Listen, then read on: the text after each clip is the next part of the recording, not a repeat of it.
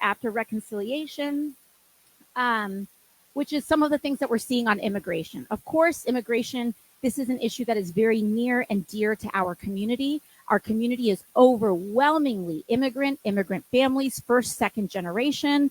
And we want to make sure, and one of our highest priorities is keeping families together while keeping our community safe.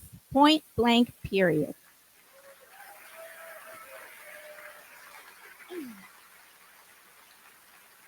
And I want everyone here to know and to understand that my office is a safe place for casework if you need or have any questions about your status or your family status. We are able to process things. We will not share any information. If we need to do an inquiry on your case, we will ask for that permission to do so. And we have been able to clear up a lot of casework and a lot of issues in people's status through my office. So if you know someone that you think or they feel like they're hiding in the shadows, that they're afraid, that they don't know who to reach out to, that they either maybe have lost their status through some sort of missed deadline or something like that, please encourage them to reach out to our office. We have a great track record, and we are very, very often able to help people get on the right track, regularize their status, or figure out what their options are. That being said, the Trump administration, they like to say, and this is what Trump ran on, right? He said, we're only going to go after the quote unquote criminals. Yeah, exactly. We're only going to go after the quote unquote criminals. However, their position is that everyone undocumented is a criminal. That's what they think. They think that the DACA recipient, that the baby that was here from 2 years old, whose only country they have ever known is the United States, that maybe have served in this country or now is a doctor, is a quote unquote criminal. They think that folks who are undocumented are that. But on top of that, they're not even just going after undocumented people. They are making people undocumented by revoking legal status.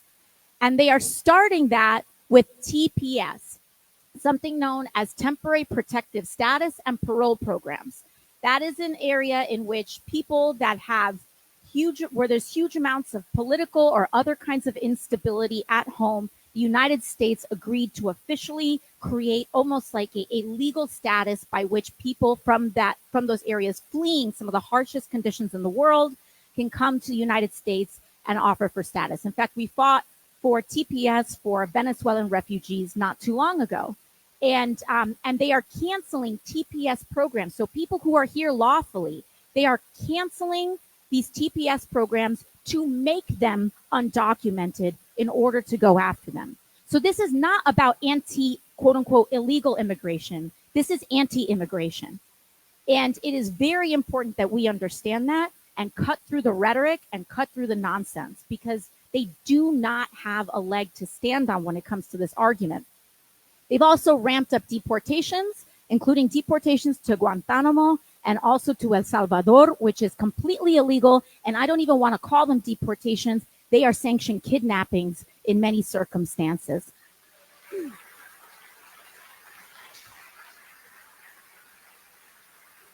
You know, they want to talk about why America is great or making America great. Our civil liberties and our civil protections are part of what makes America great. It is our democracy. And when you want to shred up our Constitution and eliminate due process, it is one of the most, it's attacking what it means to be an American. And it is eroding and degrading what it means to be an American when we rip up our Constitution and due process. And that's exactly what they're doing here. We have, of course, attacks on free speech. We have our own Mahmoud Kalil in Colombia, a Columbia student who was detained and is detained. And we've been in close contact with his family in advocacy for his case in order to release him from the Louisiana detention center that he is in. But the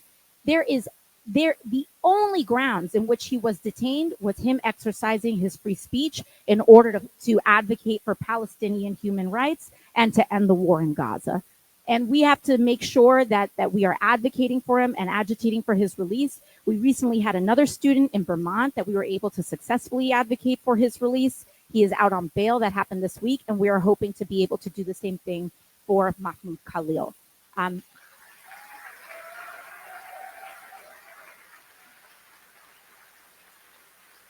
I want you all to know that my office is personally tasked and assigned with that case. Mahmoud was a Columbia student, but our office has been able to take the lead on that case for the New York City delegation, and we have been doing that.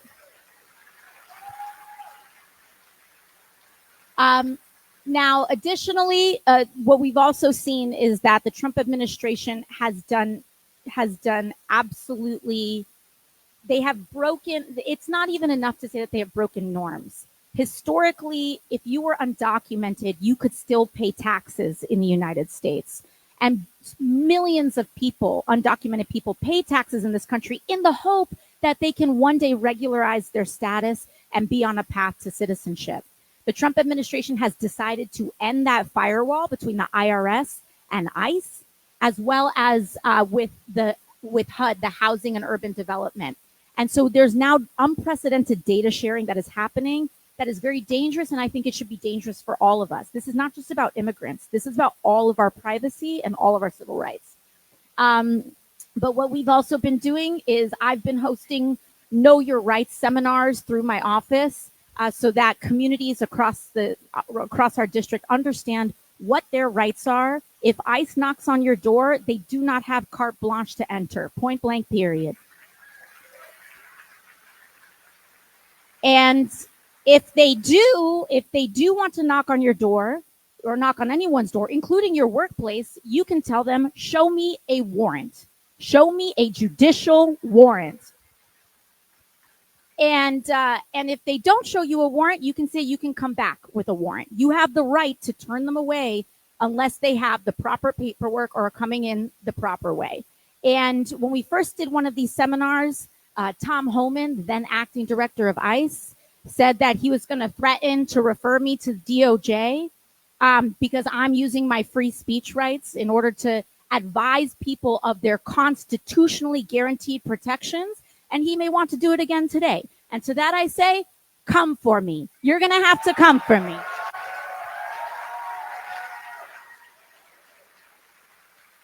Do I look like I care? Because the way that we guarantee in this moment, when people say, how do we protect against everything that's going on? How do we make sure that what can we do to prevent this erosion, all this stuff that's happening? We do it by exercising and using our constitutional rights. Our rights are use it or lose it. So we need to use it. And we need to challenge them. So don't let them intimidate you into thinking that you're doing something wrong by telling people what their actual legal constitutional rights are. There's nothing wrong about it, and there's nothing illegal about it. And if they want to make it illegal, they can come take me. That's how I feel about it.